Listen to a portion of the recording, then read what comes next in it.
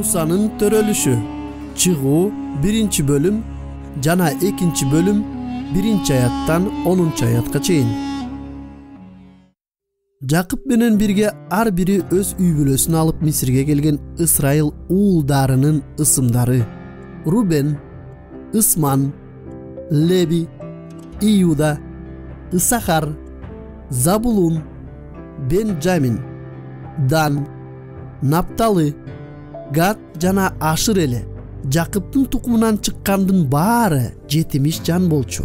Анын уулдарынын бири Жусуп болсо, Мисирге мурунураак келген. Убакыт өтүп, Жусуп анын ага-инилери жана алардын муунундагылар бүт дүйнө салды. Ысрайыл урпактары болсо укумдап, тукумдап, көбөйгөндөн көбөйүп, саны өскөндөн өсүп, Мисир жерине толуп кетишти.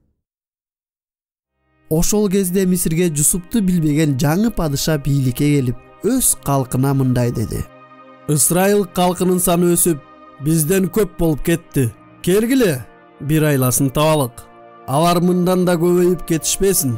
Антпесе, согуш болуп кетсе, булар душмандарыбызга кошулуп, биз менен согушат, кийин жерибизден чыгып кетишет. Ошентип оор жумушка салып эзүү үчүн мисирликтер Ысрайыл элине көзөмөлчүлөрдү дайындап, фараон үчүн Питом жана Рамсес деген кампалуу шаарларды салдырышты.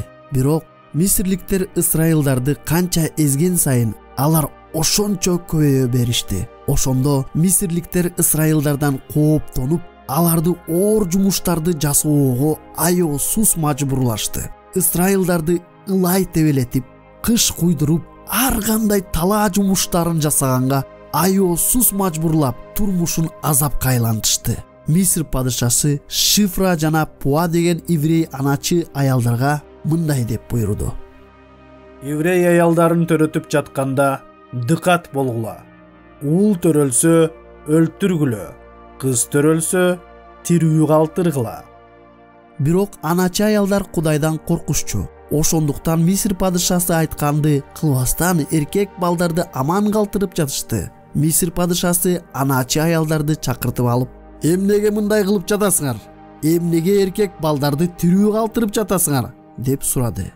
Еврей аялдар мисирлик аялдарда эмес. Алар тың келип, биз баргыча эле төрөп коюп жатышат, деп жооп беришти ага аначы аялдар. Ошентип Ысрайыл эли көбөйгөндөн көбөйүп, күчтүү боло берди. Аначы аялдарды болсо Кудай жакшылыктан кем кылган жок. Кудайдан корккону үчүн Кудай аларды бала бакыралуу кылды.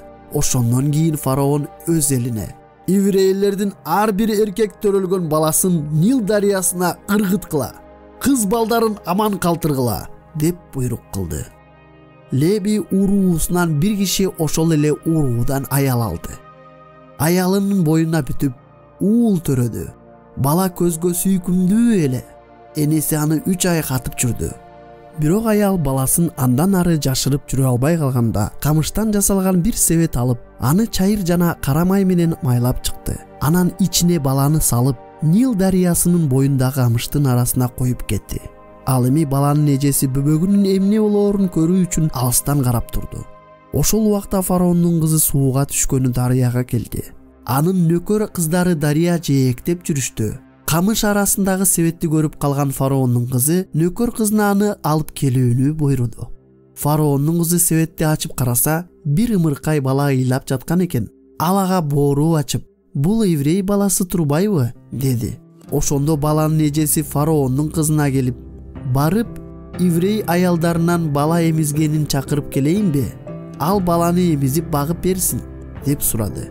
Фараондун кызы ага: "Бара кой", деди. Кыз барып баланын энесин чакырып келди. Фараондун кызы аялга: "Бул баланы алып эмизип бер, кызмат акыңды төлөйм", деди. Аял баланы алып кетип эмизип бакты. Бала чоңойгондо аял аны фараондун кызына алып келди. Фараондун кызы баланы асырап алды да, аны суудан чыгарып алгам деп атын Муса койду. Бул баянды ким кайра айтып бере алат? Азыр аудио жазманы паузага коюп, бир же эки киши уккан баянды эстеп кайра айтып берсин. Майда чүдөлөрдү эстегенге бири-бириңиздерге жардам берсеңиздер болот. талкуулоо үчүн суроолор. Ар бир суроодон кийин аудио жазманы паузага коюп, жоопторуңуздарды талкуулаңыздар. Биринчи суроо. Бул баяндан сиздерге эмне жакты?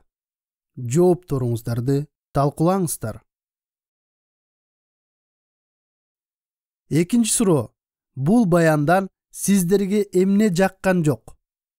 Жоопторуңуздарды талкуулаңыздар. Үчүнчү суроо. Бул баяндан Кудай жөнүндө эмнени үйрөнө алабыз? Жоопторуңуздарды талкуулаңыздар. Төртүнчү суроо. Бул баяндан адамдар жөнүндө эмнени үйрөнө алабыз? Жоопторуңуздарды талкуулаңыздар. Бешинчи суроо. Бул баяндан биздин бүгүнкү жашообузга эмнени колдонсок болот? Башкача айтканда, бул баяндын негизинде Кудай бизге эмне кылышыбыз керектигин айтып жатат. Жоопторуңуздарды талкуулаңыздар. Алтынчы суроо. Бул жумада бул баянды кимдер менен бөлүшсөк болот? Жоопторуңуздарды талкуулаңыздар.